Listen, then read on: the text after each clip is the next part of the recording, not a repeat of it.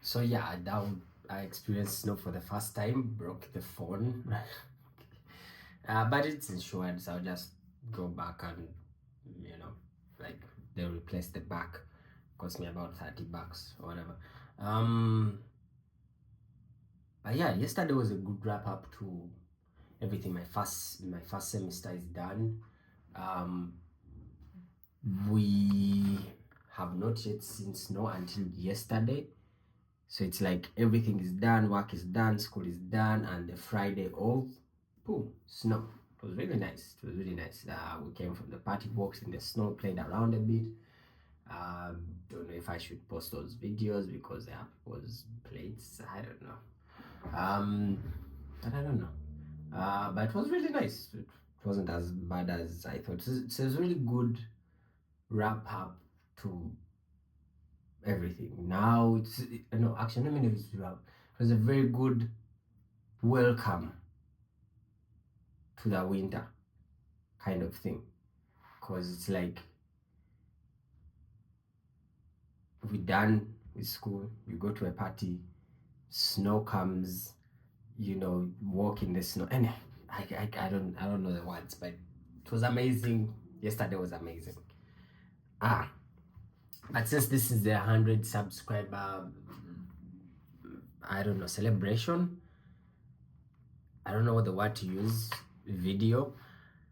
I had some things that I had been writing down. I just want to give you like some culture shocks since I moved to New York, to America. Um, I am staying in Jersey, not New York, because I can't afford New York, broke student. Um, but just wanted to like share some things. Yeah, checking if it's recording. I don't know why. Maybe it's my OCD. But just to like, I don't know. So here goes. Let's start with the phone. I wanted to kind of talk about to do like an iPhone. I wanted to make this a separate video of its own, but it's like, why not put it in this one? So I want to do like, as someone who hasn't held an iPhone in a very long time and is completely new to it, um, I wanted to kind of like a review or like how that looks, how the iPhone looks and feels through my eyes. Um, and just talk about the things I find weird. So let's begin with those. But let's begin with the culture shocks. Maybe those will be towards the end of the video. So these culture shocks are like general, not culture shocks per se, but things I've kind of like observed that really stood out for me. So it's not a comprehensive list. I haven't written like things down. It's just things that went through my head. First and foremost, YouTube here is unwatchable if you haven't paid for it. And okay, it makes sense because if the Americans, they are the wealthiest nation, so you can't afford to pay for the YouTube. So if not you, then who? So I think that's why they kind of like push ads and all that, but it is unwatchable. The amount of ads you see on YouTube here versus the YouTube, let's say back home, it's insane. There are way more ads. And that's not just YouTube, it's most platforms, the free TVs, the anything free, there are way more ads. Way more ads. Like there are channels I used to watch back home whose videos never used to have ads. Like I know this thing, I've been watching for years. I've never watched a video of theirs and seen an ad. But you get here and there's like 20 ads in the video, and then too many ads. YouTube in this country is unwatchable. Literally, because the ads are just insane. Damn. But then it makes sense because you are Americans. You can afford to pay for YouTube, so freaking pay for it, or else watch way more ads than the rest of the world. But yeah, that stood out to me. The others, which that's the only thing I wrote down by the way. The others, oh, my thing got lost and it was only lost. The the others, I live. No, I'm not going to talk about that. It's not as I always tell people the myth of America is bigger than America. Um, it is great. It is New York City is insane, but it's also crazy. Like there are things I see in this city which I used to only see in like South Sudan, and that's for lack of a better word, the behind nation. They were like by the time I was there, it was only 3 years old as a nation, which had been in war most of its existence before that. So such a kind of people, some things are weird, some cultures, not cultures, some ways of life, the way they do things, some manners may be lacking, how you carry yourselves may be lacking, you know. But then I get here and it's like I'm seeing things, I'm like, wait, but these guys are like developed and ahead, but people will still shock you. Yeah. So don't think you're going to come here and live with like sophisticated. No, there are some people who are actually, you're like, what the fuck? I kid you not, this wasn't an American, this was like, I'm not even going to mention the race. I once saw a guy on the train pick his nose and eat the and he kept doing it like it was like it's some shit. You're like, how did you even grow your entire life an adult and no one even told you that don't do that, moreover in public? Some strange things. Anyway, that has been a weird shock. Like, oh, people don't know some basics, and I'm not the one to tell what the basics are or what is right or wrong, but it's different when you come from different part of the world and then you think you're coming to this civilized. It is civilized. This is not everyone, but there are those cases. So don't think you're going to come to New York and it's like, oh, everyone is sophisticated and fancy. And there are some weird things in this city. Very complicated topic to talk about, but that, yeah. um, what else? Of course, it's New York, so it's expensive rent and all that. But one of the things I've liked the most is when you're back home, they make you think like coming to these nations, you not find anyone. Maybe this different experience for different people. Because I'm in school, you get to meet a school that's diverse. There are a lot of Africans in my school. Even yesterday, we went to a house party and it was just Africans from within New Jersey, like two, three, one household combined, and it's a good vibe. People come together. Africa is the same. That's the good thing. When you're outside here, you meet someone from Zambia, Zimbabwe, Kenya, whatever, and the music is the same. We're all going to vibe to a piano and Nigerian music. That I've loved. That I'm actually glad exists, because that's a thing that happens with these nations when you move. Is it can get pretty boring and lonely.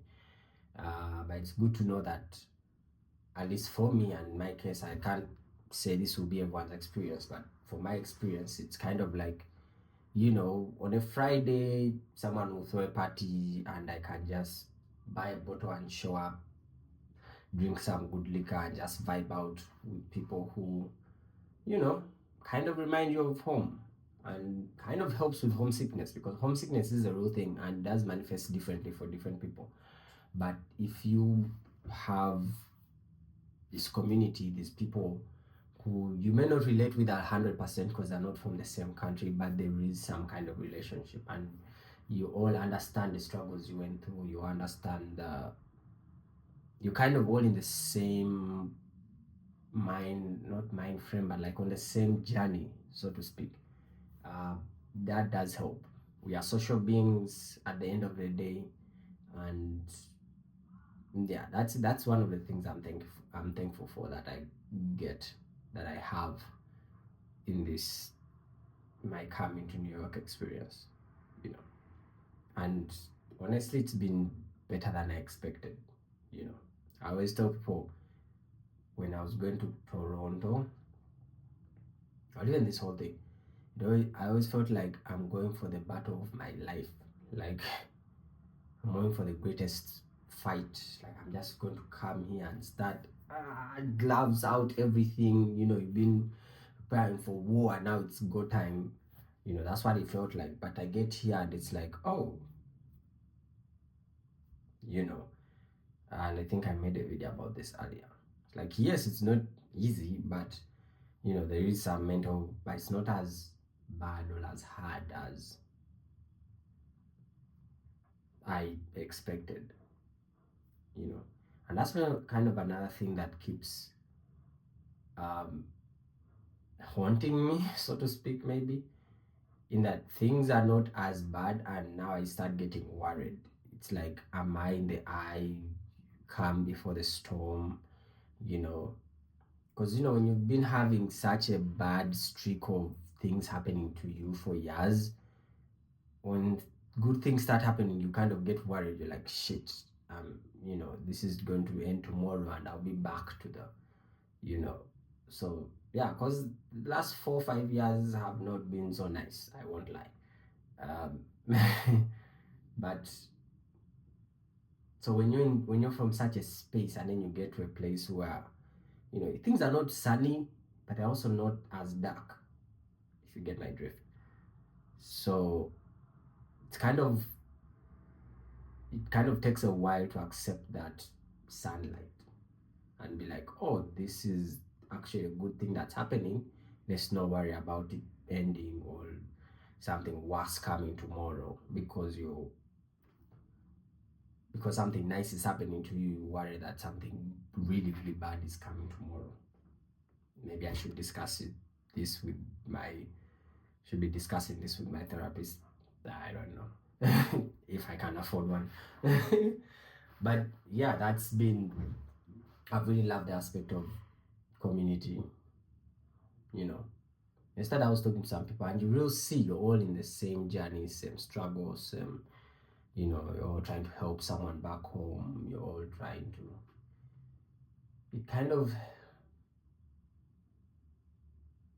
It's nice. That's all I'll say. Um, yeah, I'm very hungry. Again, this channel is for me and my future self. This is how I picture it. Like if I'm 60, 70, whatever, and I'm seated bored, I can just go back and rewatch videos of my life and be like, oh, that was a moment in time that I was in. I kind of do that a lot. Picture moments in time. You'll sit here and remember a thing and you're like, that was a moment I was in that time. That's what I was thinking. Now I'm in this moment, in this time, and now so when I look back to this moment, how was I thinking, what was worrying me, what was going through, what was I excited about, and if I can capture as much of that as I can, then why not? That's what mainly this channel is to me. It's not, again, I'm not trying to be a tech channel or a lifestyle channel or a podcast channel. It's just me. I remember when I started this, it was like, okay, what's the product? What most people be like, oh, the product is going to be my beauty collections or my clothes or my gadgets or that's the product that the channel is selling. For a long time, I didn't know. I still don't know what to sell. So I just be like, you know what? I am the product. Whoever finds this channel, whoever comes, you're not here for me to sell you tech things. You're not here for me to sell you artsy things or fancy places. You're here for me to sell you me, if I am to sell you anything. So I am the product. It's just me, my life, my thoughts, the places I go to that I find interesting and worth my time and filming and storage, and I want to capture that. I capture it, put it in a video. That's why they're unedited. That's why I don't talk over them, because I'm not trying to sell you a narrative. I'm just trying to show you my life. When you're living your life, you're not selling a narrative. When I go to, let's say, Hudson Yards, when you go to a beach or a park, you're not, just there to live the thing and experience it and take it as it is and see what, it feels like. So that's why I don't talk over my vlogs. Like you've seen those channels where, oh, today I went to it's really nice. I don't do that because that's me trying to sell you a picture of that, a narrative of that place, of that thing, of that experience. To me, it's just like, oh, here's the thing. Here's the video I made of the thing. Here's me at the thing. What you take from there, is it nice? Is it not nice? That's for you to interpret who's watching the video. But I just film the things, Plus, most of these are the only things where the camera is on me. The other day I thought about something. Most of this front camera is mainly for like women and also the back, but mainly the front camera. Rarely is the camera for my content. Maybe some guys are different, but rarely is my content about me. No, that doesn't sound right. No, focused on me.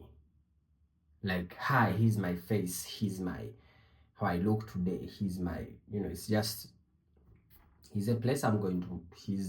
These are the only times where those cameras are like looking at me. Even when I'm out and I'm showing places, rarely do I like take a video of me in the place. It's just the place. Once in a while, if I'm going with someone, I'll get in front of the camera. But anyway, I don't know how to bring out that aspect really well. But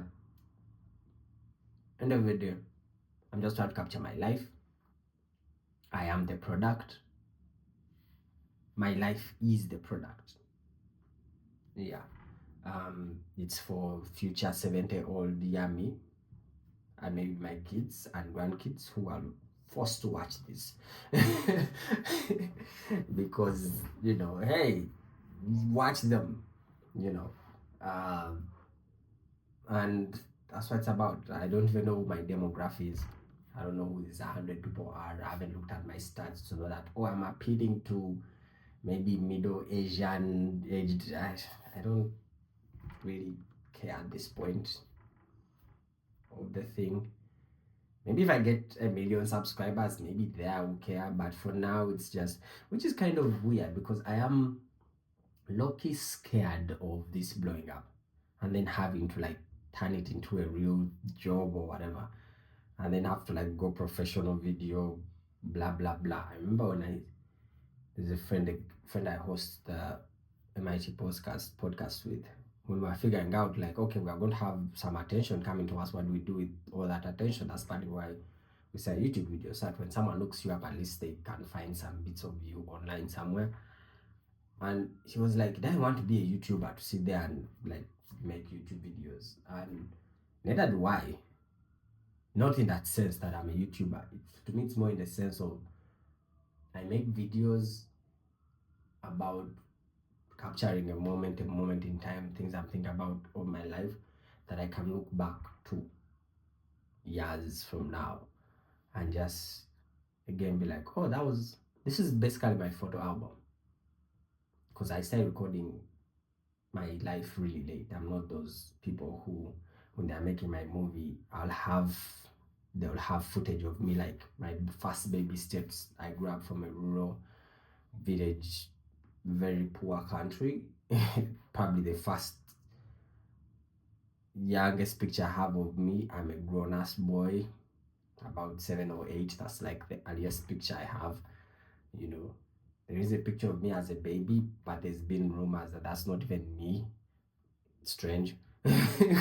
So yeah, there is that. So the best time to always start is now. So I was like, you know what, let me start documenting what I can now. Anyway,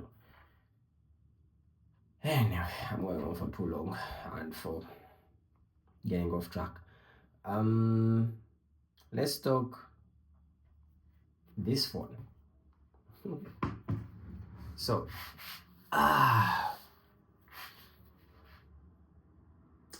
before we get there, it's funny how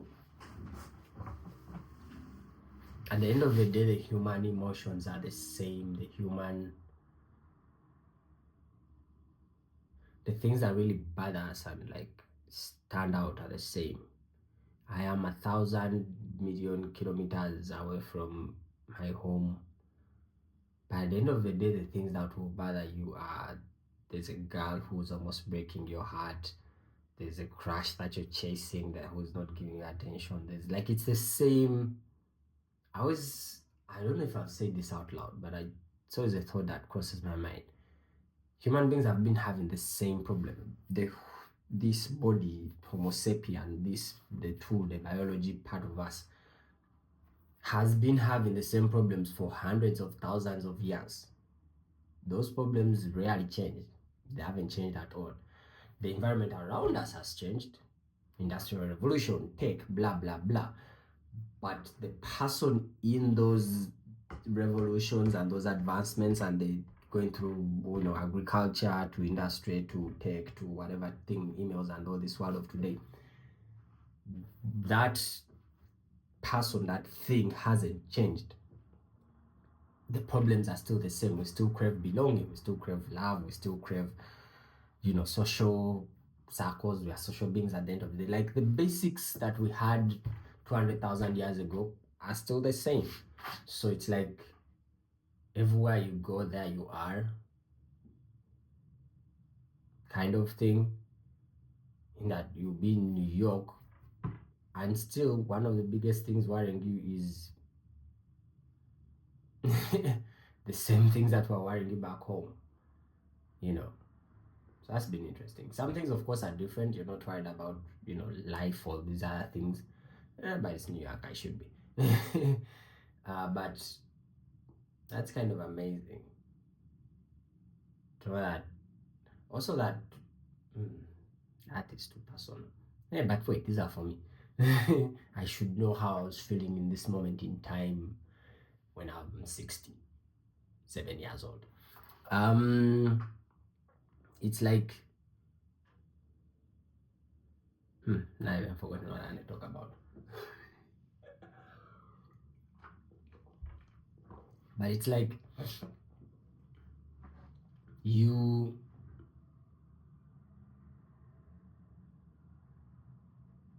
never. I used to have this fear when I was not a fear, but I used to think.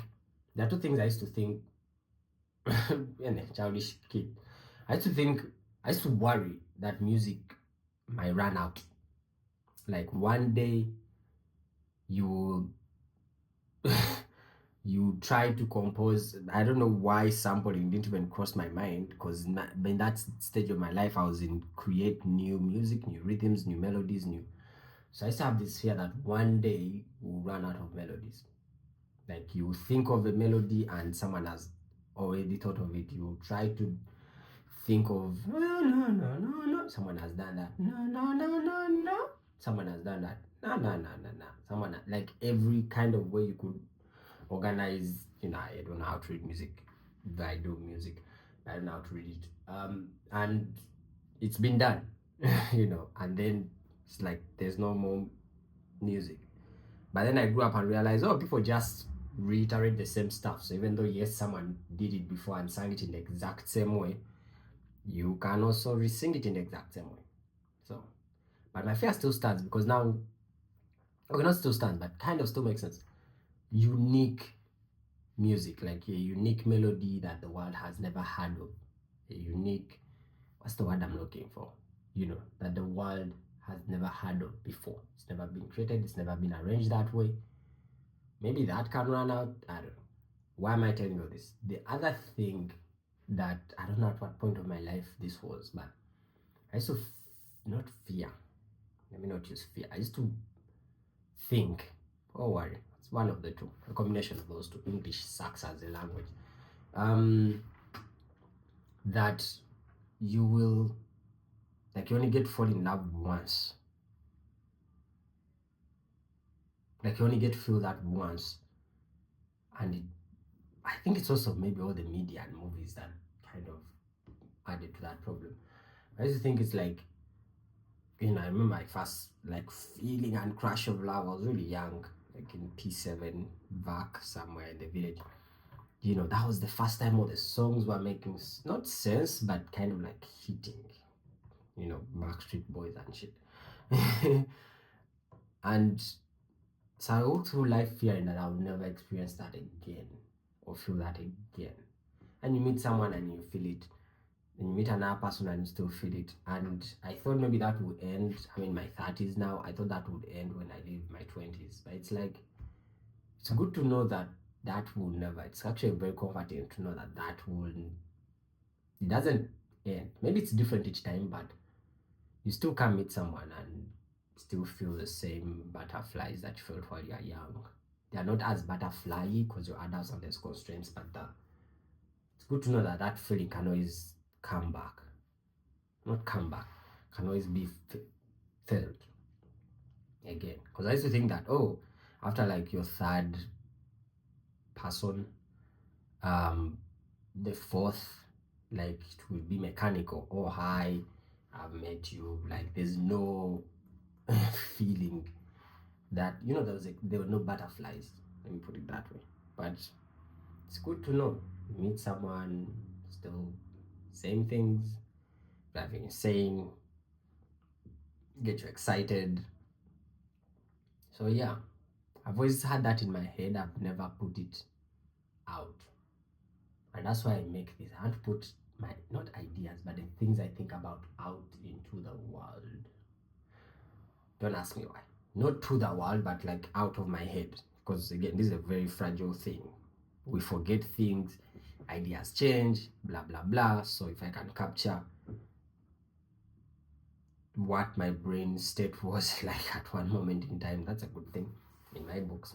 Maybe a bad thing, I don't know.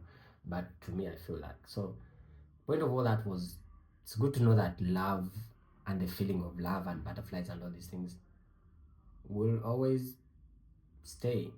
Not stay, will always be around. It doesn't get done. It's not like maybe in your 40s you meet someone and don't feel the butterflies even though you like them. You still feel them. It's interesting. You know, all the songs will be think about them. It's actually pretty interesting. Yeah, it's winter. I'm in a lovey-dovey mood. And my heart is being broken right now. So let's get to iPhone review. So as a person coming from Android,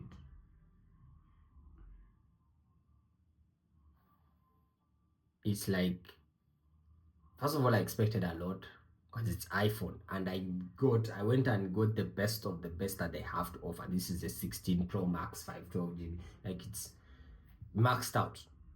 Cost me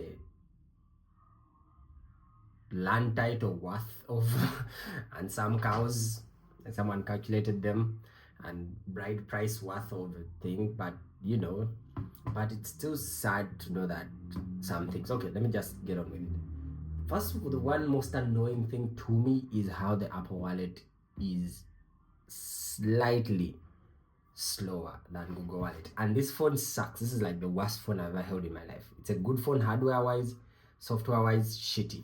Sony Mark II, never buy this thing. Hardware, mwah. But software, ugh, they didn't do it so well.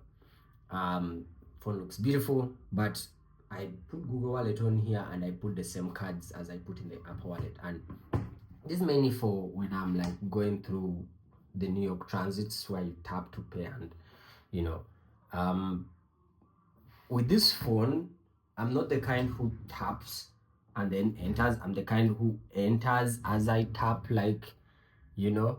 So I'll put the phone here, I'm already in, and it should open. When I feel my phone vibrate, it should open, you know, because I'm walking. So it was really okay with this phone. This is a shitty phone, but with Google Wallet, and I'm gone. But with Apple Wallet, it's like you tap, it takes the money, you hear the ding, and then there's like a 5 or 3 second delay, which is really annoying because, you know, you're walking, and then it like blocks. You're like, and then you have to wait a bit and then it opens. that to me has been the most annoying thing. Why is Apple Wallet slower? I don't know if this is only strictly a New York thing, New Jersey, New York thing, but it's slightly slower. And I thought it's the card, because I have two cards, the credit card and the debit card. So I switched. I'm like, oh, maybe it's the credit card that's slower. So I switched to debit, and it's still the same thing. It's slightly slower. It's annoying. Like, you tap and then it accepts, but the moment from accepted to this opening, there's a delay there, which I didn't experience in Google Wallet. Google Wallet accepted, and then it's like one thing opens, you walk in, and I'm gone. But here it's like then you wait, then it opens. That to me has been the most frustrating thing. It's like, why? And I tried to find the Google Wallet app in the Apple Store. Maybe it's there. I'll try and do that and see. And some weird things, like how YouTube uploading videos on this phone is slightly slower than Android. Strange. I don't know why. And the most worrying is permissions. So a browser is an app on a phone or a PC. It's an app. Inside that app are websites. You see, so you have browser, websites. The websites can be many. This app inside your phone might know about other apps in your phone. You know, your browser may know about your YouTube app, but it shouldn't give that information to the websites, because at the end of the day, a browser is just something that's supposed to go to a website. You will be going to a billion websites. So I haven't yet put my Google accounts into this phone at all. I don't want to. There's a lot of junk on here that I want to drag there. So I'm just like, you know. So, but the only thing I did sign in was my YouTube. I downloaded YouTube and signed it. It's the only Google app on this phone. YouTube. Signed into YouTube. And then I go to Safari, a browser, and I open a website inside Safari, which again, you open several websites. You can open several websites inside a browser, and found that the account I signed into my YouTube, Safari got that information and signed me into Google, a website in a browser, which to me felt like you should, again, because at the end of the day, Google is just another website inside a browser. Imagine if you find out that you signed into, let's take your fitness app, and then you find that automatically Safari logged you into Pornhub using those, because at the end of the day, Google inside Safari is just another website, just like Yahoo, just like Bing, just like Wikipedia, just like Reddit, just like, it's just Google inside an app is different. If I'd gotten the Google app, that would be different. I went to Google inside the browser, which the browser should treat like any other website. Don't give it my information. Don't automatically sign me in without even asking. It's just supposed to be another website. If I open that browser and go to nilepost.com and I go to, I don't know, gadgets.ed, it's just another website.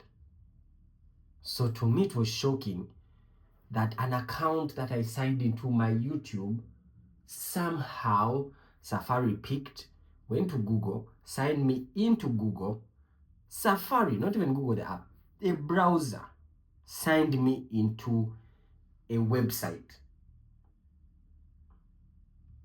I don't know how to express that. That's not a good thing. Again, a browser, any website, fill in a website here. Wikipedia, your news site, your meme site, those funny XVC MP3 downloader website, torrent site, porn sites, any website. At the end of the day, it's just a website. And the browser is supposed to treat all of them like normal websites. So imagine you find that the browser went to an app, picked your information, gave it to this website, and signed you in. That was really disturbing to me. I'm Googling something, I'm searching up something on, and I realize I'm signed in to Google. I'm like, how did they even do that? I signed into YouTube. How did that end up in google.com inside Safari and I'm signed in?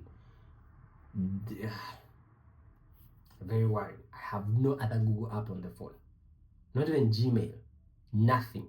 Just YouTube, which I signed into. And somehow now, everything is signed into that. Disturbing. I wouldn't be disturbed if maybe there was a Gmail app that picked those credentials from the YouTube and signed into Gmail, because those are apps talking to each other. I'm more disturbed by an app, Safari, talking to each other. Well and good, that happens, just like how Gmail can talk to YouTube and they pick information, Safari can. But then it went further and signed me into a website inside Safari. A website. I will visit 1,000 websites in Safari. I didn't like that part. I don't know why they even did it like that. That defeats every, I don't know, permission thing. Anyway, there's something about, there's a fitness app, and when you change the units to use miles or kilometers, you have to go and manually do that for every. So inside the fitness app, you have cycling workouts, walking and running, automatic track detection, walking, cycling, rowing. Like, these are things it can count that you did this much walking, you did this much running, you did this much cycling, and you can count those in miles or kilometers, which is okay. But my thing was, if I change to be like, oh, now I want to use kilometers, I have to go and enable kilometers for each and every single thing. Like, if let's say I cycle and walk, okay, and I want those to be given to me in kilometers, why don't you just, when I choose kilometers, make everything come in kilometers? But according to the app, I have to go tick kilometers for cycling, tick kilometers for running, tick kilometers for rowing. Like, who sits there and is like, you know what, I want my cycling metrics to be in miles and my running metrics to be in kilometers? Who does that? Who? And then my rowing in miles, but my but my automatic track detection, and it in kilometers. Like, who? If I want kilometers, obviously I want kilometers for all of them. I'm not going to be getting my stats about rowing in miles, but my stats about running are in kilometers. No one does that. It's a very strange thing. Such funny errors, and you're like, how is the biggest company in the world not even seeing this? And then this new camera button thing, the position sucks. Like, the only thing I use it for is to open the camera and press and record. Other than that, especially for a big phone like the Pro Max, it's hard because it's positioned at a weird angle. It's like here, and you can't really, like, holding that phone. Oh, I'm using a weird phone to show you, but holding the phone while you can't. You either have to do it like this, which, unless you're a professional photographer, button placement is weird, very weird. 99% of people are not going to use it for what it can do because the placement is weird, and that's a hardware choice, and changing that is not easy. So I don't know what Apple is going to do about that. Since the placement is weird, you press it accidentally most of the time, all the time actually. Yeah, maybe it's a big phone problem, I don't know. But yeah, that's plus a lot of other iPhone things. I can't change the keyboard. There's way more steps to, like, get something from the keyboard. Like, usually, I don't know who's programming these things. Most programming things is reduce the number of steps to get to the goal. But for iPhone, I think they went the other opposite direction. There's like way too many steps to some things you're like, why didn't you just put this here so that you save me? Like, I know most people are used to that by now, but like, if I'm typing, I have to go an extra step to find the comma. They had to add a step between typing and comma. They added an extra step in between there. Why? Like, and that's design choices throughout the whole phone, the whole OS.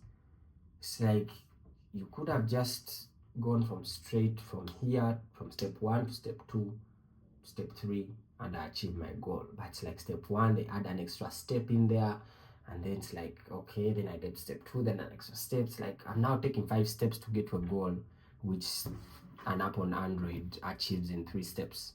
So many of those, I can't even pinpoint one, but keyboard is the one that comes to mind. It's a good keyboard, but it's no, and obviously I can't even change it. But yeah, that's been my combination video of 100 subs.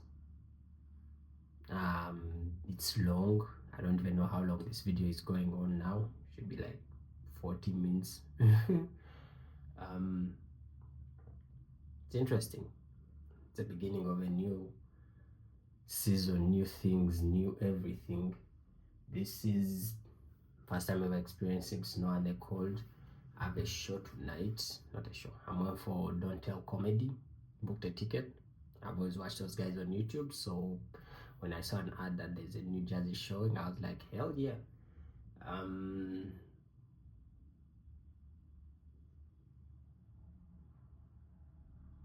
The future is bright, but again, when you've been in a hole for so long, it's hard not to worry about the hole coming back. You know, like deep of my mind, I know I'm gonna be okay. But since I've been worrying all my life about the future and all these things, it's hard not to worry now.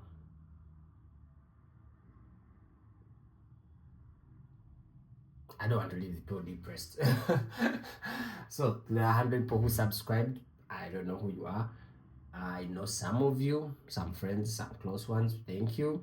People, I get shocked that people actually watch my things. I tend to forget that people actually watch my things. Like I'll be talking to someone and like, oh yeah, I saw. I'm like, oh wait, what? It's like, and they'll tell me something which I said in a video. Like the moment I post something, I completely erase it for my, not completely, but like it hasn't yet dawned on me that this is something out there that now someone can watch, and when they talk to me or meet me, be like, oh. So when that moment comes and they're telling me about it to me, so it's like, oh, then I remember, oh yeah, I actually put things up and people actually watch them for some reason. So it's a strange, interesting experience. I don't know where this will go. I don't know what I'm even trying to do, but doing something is better than doing nothing, you know. And I did learn consistency. So 100 subscribers, interesting. Interesting. They did go up when I came to New York. Very interesting. Plus some hangovers.